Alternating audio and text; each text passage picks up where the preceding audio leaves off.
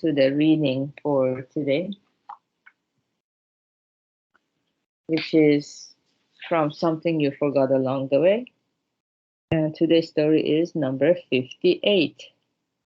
On living each day. Unless you progress a step or a half step more than yesterday, you haven't really lived today. Let's read it again. On living each day. Unless you progress a step or a half step more than yesterday, you haven't really lived today. Okay. Yeah, it might sound mysterious to some of us. What does it mean? Because we are living every day, right? If we survive, of course, some people don't have the blessing to see another day. When we watch the news, we hear a lot of people lose their lives in earthquakes. There was hurricanes, shootings, or just illness, or old age. There are myriad ways that people actually lose their precious life. And so if you were able to wake up today and we are here, so we are alive. So what does that mean when it says you haven't really lived today? So in Buddhism, we don't live just for the sake of living, because that becomes equivalent to live for the sake of dying. To live for the sake of living means we try to stay alive as long as possible. But ultimately speaking, this is not a battle that we can win. We will surely be defeated, because anyone who is born, one day they have to die. So in Buddhism, we don't live just for the sake of living. We live with a purpose to make sense of the sufferings that we experience every day. First of all, to become aware that we suffer so much. That's the first noble truth. And then the second noble truth, to find out the cause of suffering, because in Buddhism, every effect has a cause. Nothing happens randomly or by chance. So why do we suffer? Once we start meditating on this question, why we suffer in life, so the only way that we can find meaning and purpose in life is if by living we can find a happiness that is greater than any happiness we've ever known, that makes all those painful experiences, everything difficult we went through, worthwhile. If we don't find great form of happiness, we start questioning, is this worth it? I'm just suffering. What is the point? So this question keeps coming up again and again.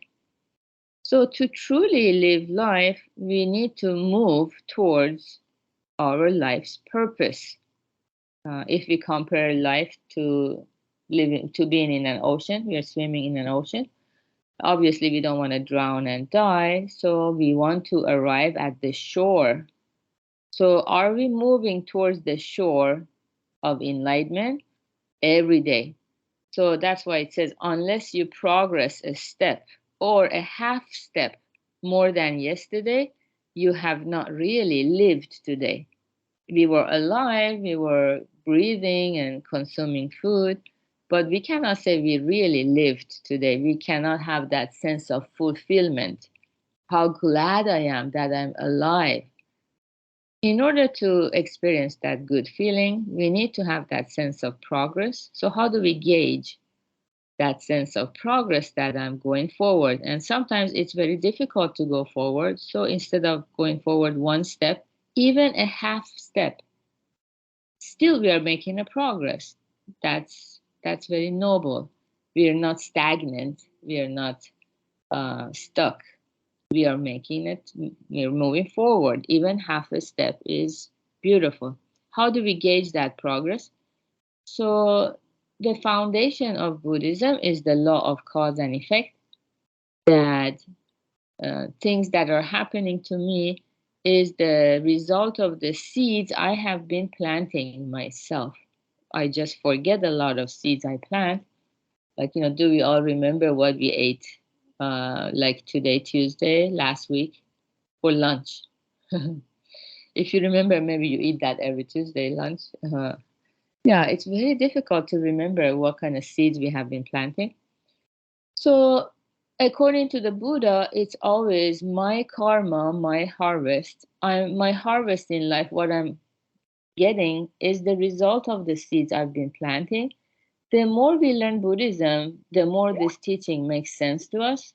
And that's how we can gauge our progress, because we stop blaming other people. That's how we know we are really going forward on our spiritual journey. Because we, as a human being, of course, we all have this, it's called a foolish mind, to automatically blame it on someone else. And I caught myself many times doing that too. But to realize, oh, that's not right. I'm not going to make progress if I want to blame other people. Let me go within and see what can I change about my life to improve. Because every time there is some painful conflict or any kind of collision that occurs, it's never the case that the other person is 100% at fault and I have zero fault. The fact that we participate in life, we are bringing something to the table. To focus on what is it that we are bringing to the table and how can we improve that, so next time around we don't have to suffer so much. The mind begins to become proactive instead of being reactive and suffer helplessly, powerlessly. We become more proactive. What can I change in my life? How can I improve the seeds I'm planting every day so I don't get this bad result anymore?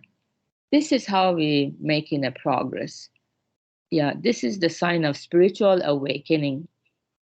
Yeah, it's unfortunate if many people actually don't have this experience because they are so sure about their way that they are correct, they're right. They never examine their life.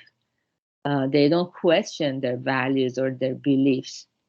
That's not very spiritual, because no human being is ever 100% right.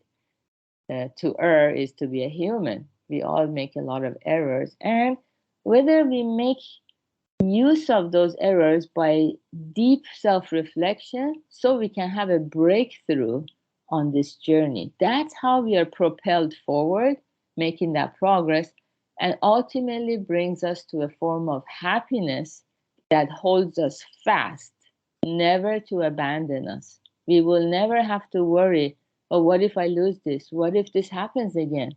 What if this? What if that?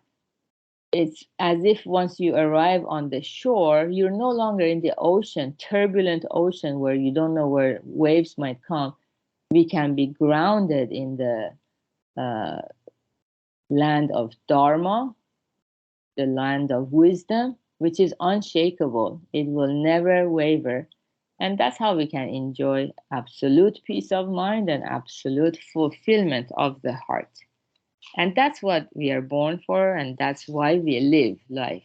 So we don't live just to stay alive, because that's impossible. We cannot stay alive forever. Okay, so good job everyone for being here. I'm happy we can practice together. And today's Tuesday, the first Tuesday of the month. So we're going to have our women's monthly meeting at 5 p.m. Pacific time, 8 p.m. Eastern time. If you can join us, please RSVP and come, and have a wonderful Tuesday. Bye. Thank you.